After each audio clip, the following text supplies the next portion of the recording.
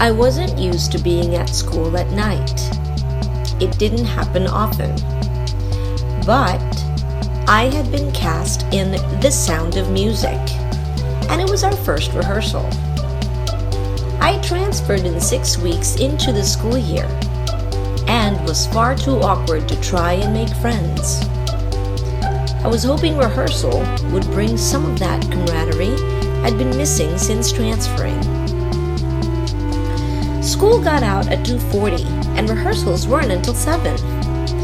I knew we needed to conserve our gas, so I told my mom I was fine hanging out on campus until rehearsal. I found a tree in the field and read until it was time. The drama room was on the complete other side of the campus. As I crossed the blacktop, I could see other kids hanging out in front of the room. I walked up with fake confidence and the other kids introduced themselves to me. AJ, who I knew from middle school, Hildy, Brittany, Ryan, and Lizzie. The 3 girls were nuns, us 3 boys Nazis. We chatted away as a few other kids arrived. Our drama teacher showed up 10 minutes after 7, the smell of booze on his breath. His goal was to pair us up for a waltz number. I was paired with Brittany. She wasn't happy with this decision, but we did the best we could. However, it was Lizzie and I who hit it off. We chatted all the time, and even improvised in our scene, stealing the show away from the stars, and placing it in square on us, where it really belonged. The time on that play were some of the happiest in my life. We all stayed friends after the play ended, and I eventually got the courage to ask Lizzie to be my girlfriend. I knew I was gay, but I wasn't ready to come out. Lizzie was the perfect beard. We spent hours on the phone every night. We'd get our moms to take us to each other's houses, malls, movies, typical middle school romance. I was enamored with Lizzie's mom and sister, Katie. I called Katie my mini-me because we were both goofy little fuckers. They enveloped me as kin almost immediately. When I came out as bi, it was a bit of a sicker for her. We remained friends though, and she even hooked me up with Hildy, who would be the last girl I ever dated, and I was Hildy's first boyfriend. My life eventually delved into chaos, and I wouldn't see Lizzie and her family again until 5 years later, when she would be used as a tool in the conversation therapy that was being forced upon me at the Christian group home I was in. In an attempt to make sure I was really turning straight, they allowed me to go on a chaperone date with her. That date turned into a drag show costume party, and it made me feel so accepted during a time my queerness was being used as a weapon. Here, her and her family simply embraced me for me. Lizzie and I have always had a very kinetic friendship. Our minds very easily drift to the same areas of the gutter. And we have always been attracted to the same sort of awkward pop culture that mainstream seems to forget. As she drifted in and out of my life, each time we reconnected, it felt like no time had ever passed. That tiny spark we felt as teens wasn't romance. It was kinship.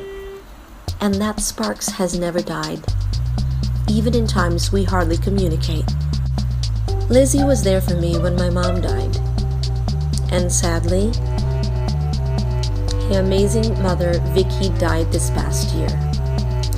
While we are hundreds of miles apart, I did everything I could to be the support she was for me.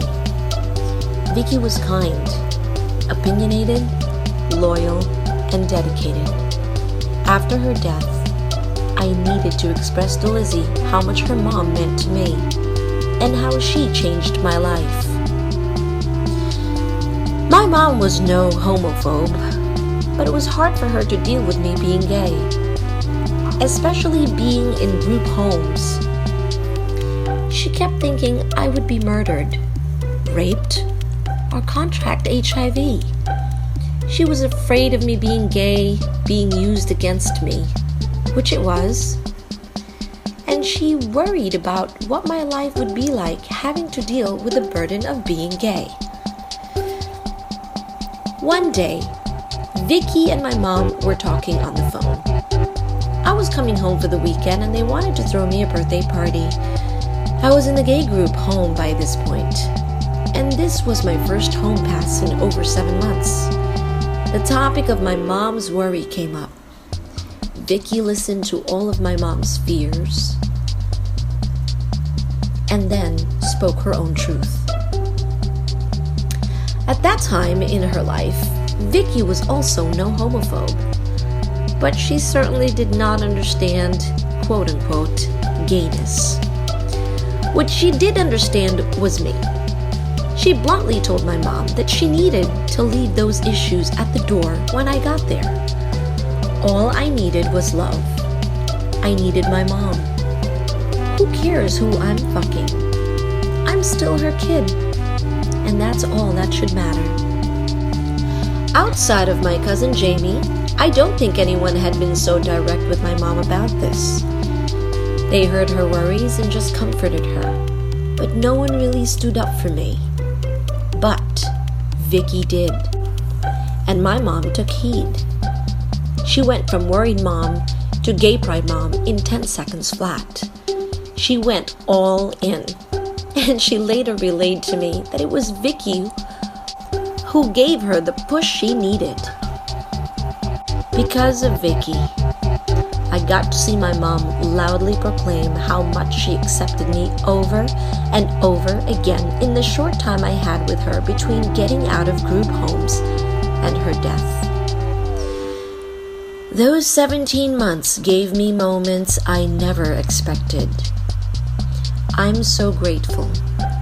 Lizzi had already changed my life with her friendship, but Vicky was the only person who could change my mom's life and be my biggest advocate. I'm so grateful to the whole family, Lizzi, Vicky, and Katie. But as I spend my quarantine nights chatting away with Lizzi like we did as kids, albeit text over talk, the nostalgia makes me realize how intricate she is in my life. I met her and Hildy in the same moment in time, and both have been vital in my growth, separately and at different moments. What if I never got casted in that damn musical? How would my life have been different? All I know is that however it turned out, I'm grateful. My OG beard is still in my life.